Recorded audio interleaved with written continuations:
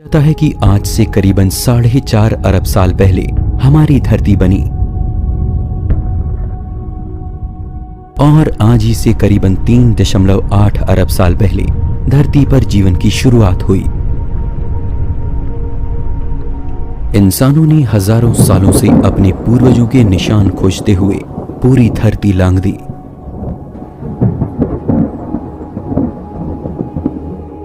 हम धरती पर आखिर कहां से आए, ये सवाल खुद से पूछते हुए इंसानों ने न सिर्फ आसमान की ओर देखा बल्कि धरती और समुद्र की गहरी थाह में अपने इतिहास को खोजा।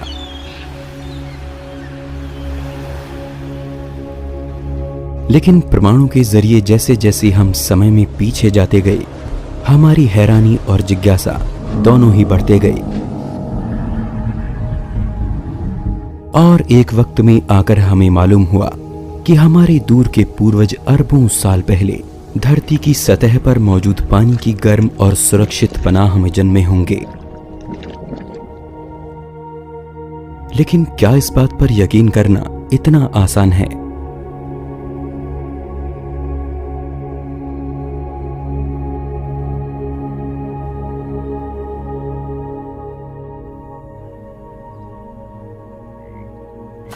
आज हम धरती को लाखों तरह के दूसरे जीव जंतुओं के साथ साझा करते हैं। इनमें से कुछ हमारे करीबी हैं जो हमसे मेल खाते हैं, लेकिन कुछ बेहद अनोखे और अलग हैं, इतने अलग कि हमारी और इनकी कुदरत दूर दूर तक कहीं मेल नहीं खाती। लेकिन विज्ञान कहता है कि धरती पर रहने वाले सभी प्राणियों के पूर्वज एक ही थे।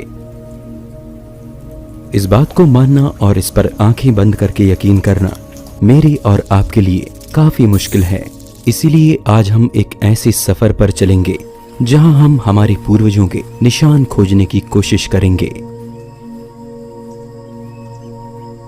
विज्ञान का ये सफर न केवल आपको सुदूर इतिहास में ले जाएगा, बल्कि हमें मौका मिलेगा उस राज को जानने का जिससे जीवन पैदा हुआ।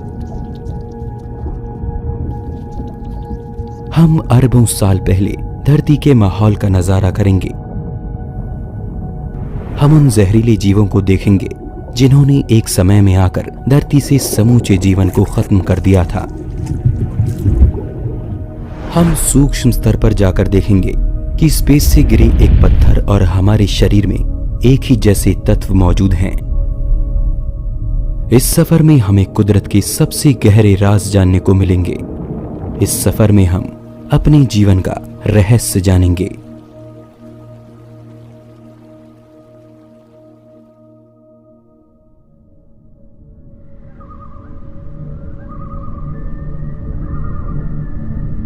हमारे सफर की शुरुआत होती है कुदरत के एक ऐसे नियम से जिसकी वजह से आज हम और आप यहां तक पहुंचे हैं।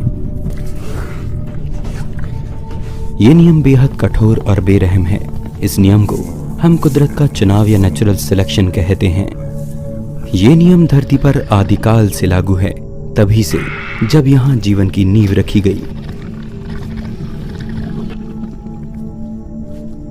इस नियम के तहत धरती पर पैदा हुए सभी जीवों ने एक बड़ी लड़ाई लड़ी और जो इसके कहर से बच पाया उसे मौका मिला धरती की खूबसूरत कुदरत का आनंद उठाने का।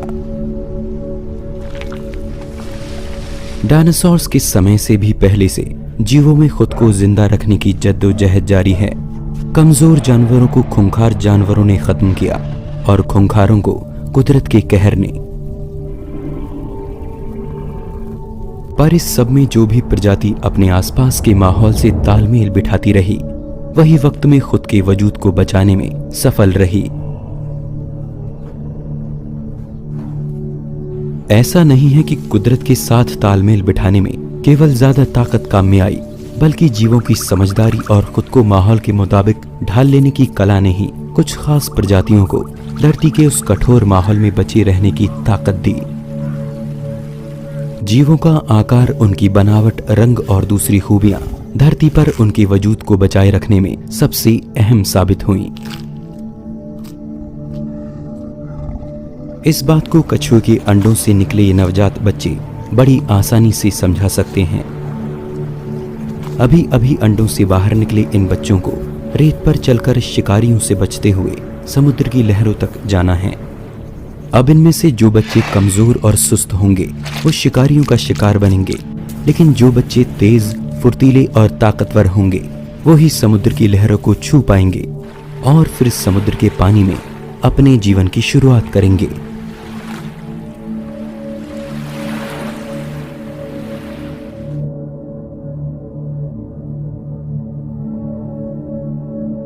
यानी कुदरत ने कुछ खास खूबियों वाले बच्चों को चुना। हालांकि कुदरत का ये नियम बड़ा बेरहम है, लेकिन ऐसा हमेशा से होता आया है और इसी नियम के चलते धरती पर जीवों की अलग अलग तरह की प्रजातियां विकसित हो पाईं। यूं तो धरती पर जीवन अरबों साल से मौजूद है, मोटे तौर पर कहा जाए तो करीबन 4 अरब साल से, लेकिन इसकी शुरुआत आखिर कहां पर हुई, ये सबसे अहम सवाल है। धरती पर सबसे बड़े हिस्से में पानी की हुकूमत कायम है। समुद्र का विशाल साम्राज्य पूरी धरती पर फैला है और इसी के अंदर अरबों साल पहले बहुत छोटे जीवों ने जन्म लिया। आज हम समुद्र में बसने वाले ढेरों ऐसे जीवों को जानते हैं जिनकी कुदरत अपने आप में हैरान करने वाली है। कांच की तरह पारदर्शी जेलीफिश से लेकर एक जहाज की जितनी बड़ी मछली तक, ये सभी समुद्र की दुनिया के अजूबे हैं। आप, मैं और धरती पर रह रहे सभी जीवों के दूर के पूर्वज कभी इसी पानी के अंदर जन्मे थे। धरती के सीने पर खड़ा विशाल समुद्र का भंडार कुदरत के लिए मानो एक लेबोरेटरी जैसा था, जिसके घोल में कुदरत ने जीवन को लेकर कई तरह के प्रयोग किए, जिससे बाद में आगे चलकर कॉम्प्लेक्स लाइफ का जन्म हुआ। इस बात पर यकीन करना मुश्किल होता है कि हमारे दूर के पूर्वजों ने कभी पानी से निकलकर धरती पर चलना शुरू किया होगा, और विज्ञान के पास ऐसा क्या सबूत है जो हमारे इतिहास की कड़ी को इन पानी में रहने वाले जीवों से जोड़ सके और ये साबित करे कि हमारे पूर्वज कभी इसी पानी में जन्मे थे।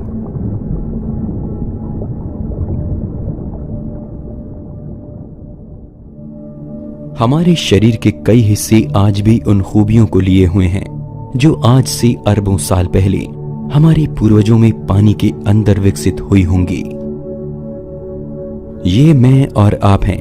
जी हां, अपनी मां के गर्भ में इस समय हमारी उम्र केवल 24 दिन की है और इस स्टेज में हमारे सर के पास ये गिल्ड स्लिट्स मौजूद हैं, जिन्हें फेरिंगल पाउचेस भी कहते हैं।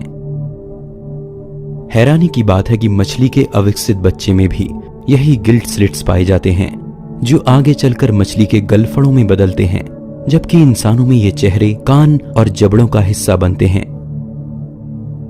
इसी तरह से गर्भ में 5वें या 6ठे हफ्ते में आकर इंसानी बच्चे में एक पूंछ भी विकसित होती है, जो उस समय हमारी रीढ़ का हिस्सा होती है, लेकिन आगे की डेवलपमेंट में ये रीढ़ के निचले हिस्से में बदल जाती है।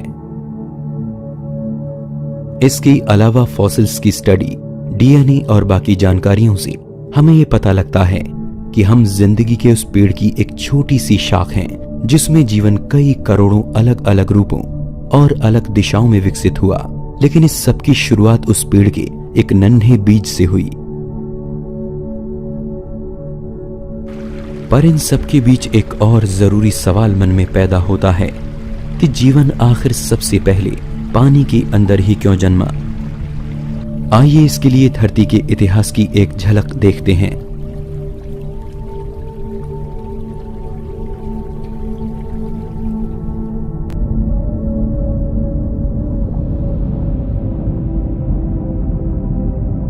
आज से करीबन 3.8 अरब साल पहले इस समय धरती का माहौल बेहद कठोर था। यहां ऑक्सीजन का कोई नामो निशान नहीं था और साथ ही एटमॉस्फेयर भी काफी पतला था। सूर्य की घातक किरणों से बचाने के लिए ओजोन जैसी लेयर भी इस समय मौजूद नहीं थी। जीवन के लिए खतरनाक अल्ट्रावायलेट किरणें हमारे नए प्लेनेट पर बिना किसी रोक टोक के बिखरती थीं। धरती का समूचा माहौल जीवन के पनपने के लिए नामुमकिन सा नजर आता था। समय के साथ धरती पर फटते ज्वालामुखियों और आसमान से बरसते उल्काओं ने धरती की ऊपरी सतह को उथल पुथल कर दिया। बाहरी जगहों में ऐसे भीषण हालातों के मुकाबले धरती पर मौजूद पानी के अंदर कहीं ज्यादा सुरक्षित माहौल था और पानी की इसी महफूज पनाह में जीवन पहली बार धरती पर पनपा। हालांकि जिंदगी धरती पर सबसे पहले किस रूप में पैदा हुई, ये बात अब तक एक रहस्य है।